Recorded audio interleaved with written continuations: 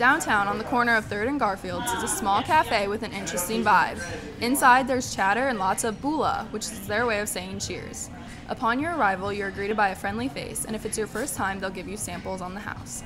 At first, you may be surprised by the very earthy taste of kava and kratom. This isn't your typical cafe. It's a self-proclaimed, but very worthy of its title, best kava bar in Arizona. I'm here today with Chase, the owner of Lacuna Kava Bar. First off, can you explain what kava and kratom are? Well, you can say kratom. Kava is an ancient ceremonial tea. It's been used for thousands of years in the South Pacific, Polynesian islands. Think like Hawaii or Fiji.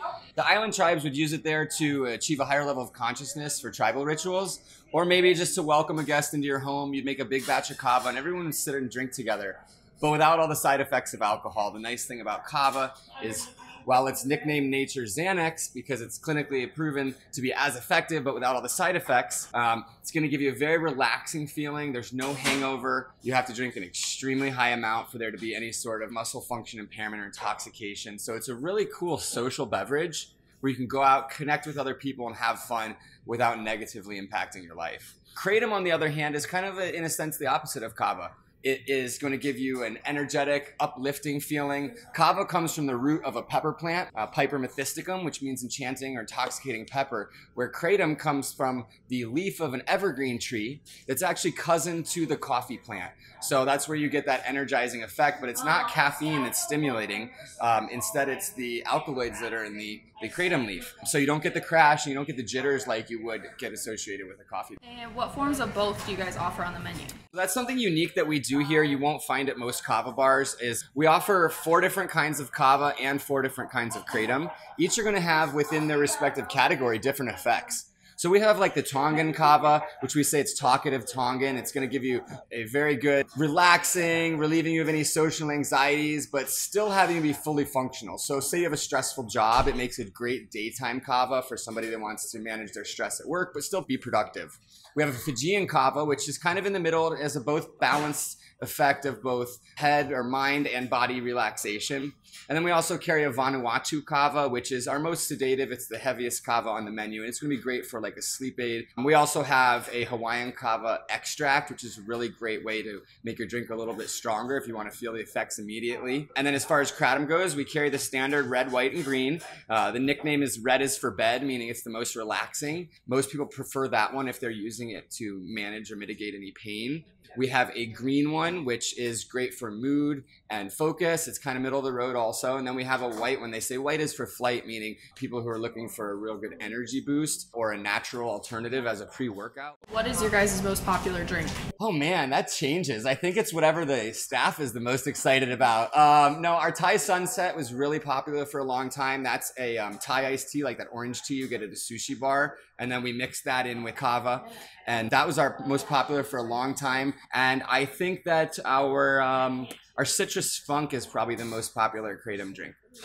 Do people tend to gravitate more towards kava or kratom? Right now it's about 50-50. Realistically, it just depends on the person and what kind of mood they're in. You know, I drink kratom in the mornings. I like to reserve my kava for the night because I like to be really productive and upbeat when people come in and talk to me. But I will get people that'll come in and will use kava, like I said, for like a stressful job to relax a little bit. What's your personal favorite drink and why? Probably the citrus funk with a green kratom. It's a good balance of energy and mood enhancement, and pineapple mango flavors really do a good job of masking that bitter kratom leaf without being too sweet. Do you guys offer any promotions or exciting events? Oh my gosh, yes. Every day of the week we have something going on. Monday is industry night. We offer 20% off for anybody who's in the hospitality industry. Tuesdays is game night. Sometimes we play Kava Pong, among other games. It's a lot of fun. Wednesdays is open mic. So we do a short comedy show followed by an open mic session for local artists to perform. And Thursday is ladies and 80s. Ladies get 2 for 1, and we play 80s ballads. Friday, we always have live music. Saturday is social night. It's 2 for 1 for couples and $1 off for singles.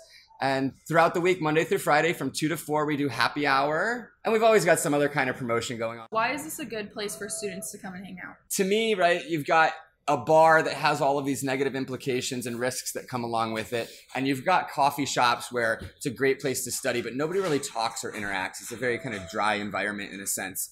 I think we kind of blend the best of both worlds here. You can come in, sit on our couches, or we have a really large seating area, which is our stage that has cushions and pillows all over it. You can cozy in there and dive into your laptop and study or get some work done. And you can do it with a group of friends if you're working on a project and you don't have to worry about the volume. So for people that are looking to be around a little bit more lively experience, but still want to come in and spend some time maybe working on a project, like I said, or studying, it's a great meld of the two. There's so few kava bars that exist, especially in Arizona. What made you want to open one of your own? So I actually owned a CrossFit gym back in Florida. I used to spend my afternoons between the morning and evening shifts at the Kava Bar. It became kind of my office or my home away from home. I would go in and drink a kratom. It would keep me energized and pushing through to my second shift each day. And I decided to sell that, moved out here for a job selling mortgages, did 3 months of training and left after 10 days on the job, just couldn't survive in a cubicle. So I thought to myself, if I'm an entrepreneur again, what's the niche, what's the one thing that I can bring to Phoenix that it needs? And for me, having moved here from Florida, I was used to going out and having a non-alcoholic social venue. And there's nothing like that in Arizona. So I thought a unique and amazing opportunity to enter the forefront of an emerging market and an emerging industry to begin with, and really, again, focus back on bringing the people something that they really need and value. And I think we've done that. The community has done an outstanding job of getting behind us, referring friends, bringing people in, sharing on social media, and leaving us reviews. Like, it's been nothing but love from the community, and we're so grateful for that. And lastly, how would you describe the Lacuna Kava Bar in one word? Oasis. It's a place you can get away from the city, the cement, the textbooks, and you can come in and relax. And yeah, maybe community also. Can I have 2 words? Sure. All right. For the State Press, I'm Jessica Walter.